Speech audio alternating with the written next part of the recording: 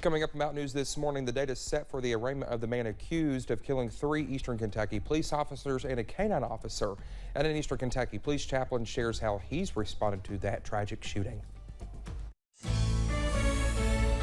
Dedicated to Eastern and Southern Kentucky, this is WYMT Mountain News this morning.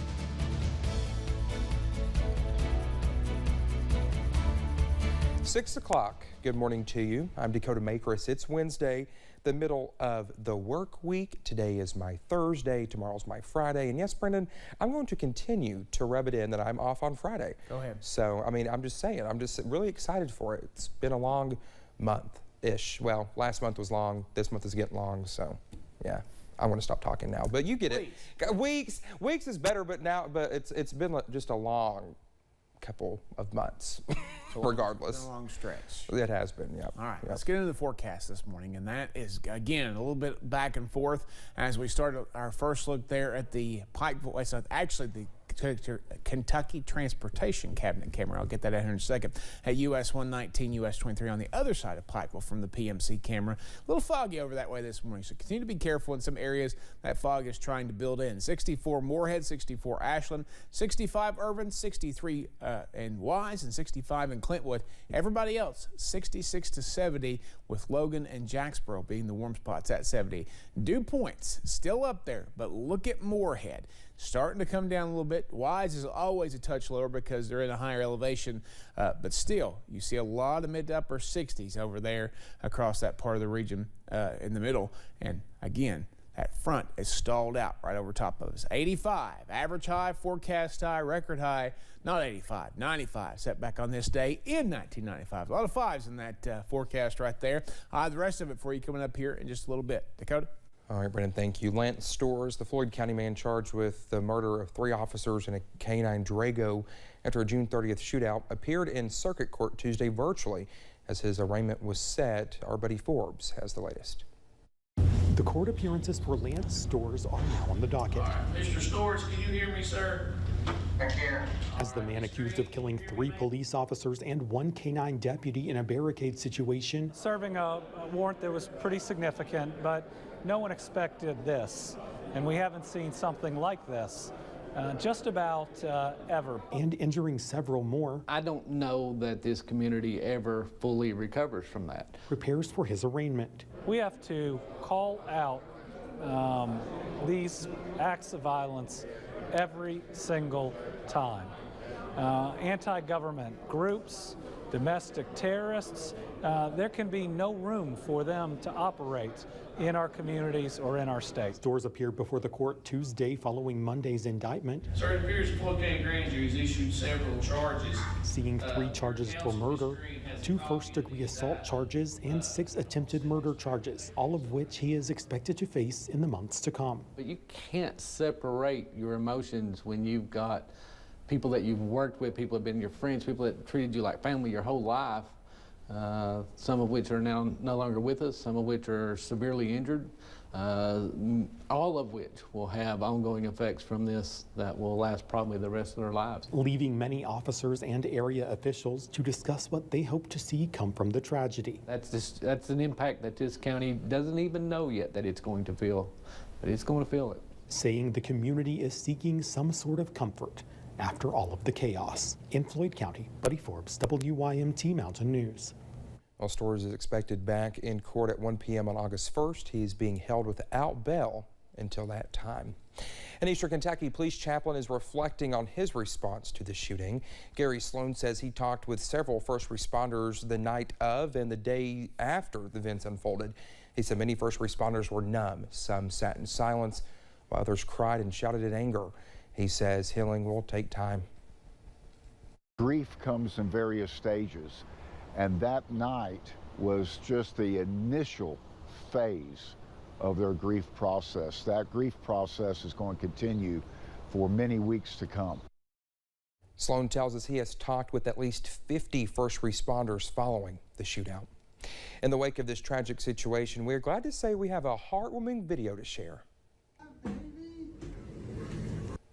Floyd County Sheriff's Deputy Darren Lawson is recovering at UK Hospital following the shooting in Allen. Madison Nunnery, Lawson's fiance, posted this video on Facebook Tuesday showing Lawson reuniting with their 2-year-old daughter, Ryan. That is great news. One Southwest Virginia fire chief is back home after a short stay in a hospital that left him seriously injured this past weekend. On Tuesday, Chief Robert Anderson Jr. from Appalachia Fire Department Company 3 made a post on Facebook about his recovery. In the post, he thanked everyone who reached out to him and his family to offer support and prayers.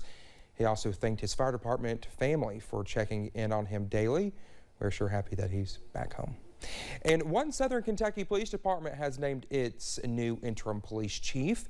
The London Police Department chose Lieutenant Travis Dotson to succeed Daryl Kilburn, who retired in June. Lieutenant Dotson has served the police department for nearly 20 years.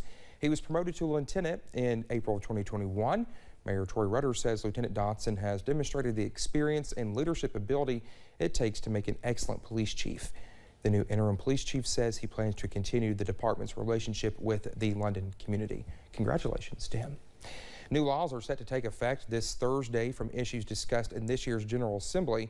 One could change the punishment for people caught stealing packages from doorsteps and porches. Senate Bill 23 was designed to cut down on porch pirating.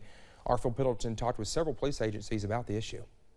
Police in Danville and Stanford say that it has been a common complaint, usually around the holidays or during times when packages frequently are being delivered. A lot of times when we get them, you know, people have arrived home and expecting a package. They know it's there, or they've already seen online that it's been delivered, and they get home and it's gone. They were victims of porch pirates, and that crime in Kentucky has only been a misdemeanor. That changes to a felony with Senate Bill 23, which easily became law during this past year's session of the General Assembly. That no matter what's in that package, if it's something that's worth $5 and you've taken off a porch, you know, you could be convicted of a felony. It hasn't happened here, but in some larger cities, these thefts have become so widespread that organized crime has even gotten involved. Some delivery drivers say they've been followed when they made deliveries, and that's even been in rural areas. Some of them are they just happen to be walking by and see a package and they'll go pick it up. Maybe that'll make them think a little harder about that for those types of crimes. I know we've had some incidents of people going up that may be looking to perpetrate these type of crimes and knock on the door to see if anybody would be home and then take the package. And then if somebody was home, they'd make up a story. You know, they were lost or looking for something or came to the wrong house. Police say the best deterrent is to have scheduled deliveries or have the package delivered to someone at home or at another location. In Boyle County, Phil Pendleton, WYMT Mountain News. The new law also makes it a felony to destroy someone's mail matter. As COVID cases climb nationwide, we're seeing the same trend here in Kentucky. The state released new numbers Monday. Well, nearly 11,000 new cases were reported, along with 62 new deaths. Both of those are up from last week. The positivity rate is also up, now just under 17%. Hospitalizations, patients in the ICU and on a ventilator battling COVID are also up. Senator Rand Paul is dismissing calls for heightened COVID precautions. He says he believes most safety measures didn't really make a difference early in the pandemic. Senator Paul adds he believes most people likely have immunity from either the vaccine or past infections. And if you have been gathering items to potentially host a yard sale but haven't had the motivation to actually do it, the Satellite Shop in Hazard and the Kentucky River Regional Animal Shelter are asking for your help. The Satellite Shop has partnered with the Kentucky River Regional Animal Shelter for its upcoming Dish Cares event.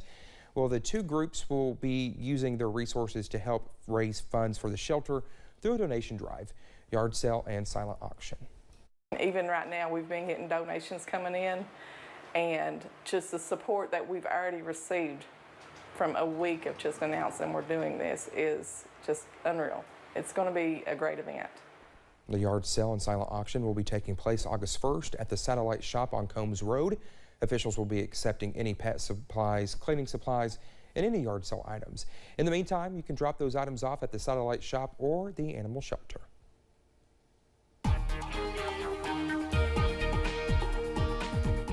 6:09 here on this Wednesday morning. We'll take a look at our Jenkins camera, US 119, US 23. A similar color. We can't see the sky in this one, but a similar color to the Pikeville Medical Center camera a little earlier that we were talking about earlier. Even though my mic was popping, you really probably couldn't hear it, about the sky in Hawkins in the season 4, toward the end of season 4 of Stranger Things. If you've seen that, then you know what I'm talking about. If you haven't, You're in the dark this morning. All right, we're going into the temperatures as we head through the daytime hours. Still mild and muggy out there in a lot of locations, but starting to drop on the other side of the stalled out front. Yes, it's stalled out right in the middle of our region this morning, so hopefully we'll get that pushed out of here before too long. 64 Moorhead, 65 Irvin, but 70 in Jacksboro and Logan on the other side. 85 this afternoon. Stray rain chances have moved out, but it's going to be a dreary start to the day for some. Sunshine will be in here for all of us later on this afternoon.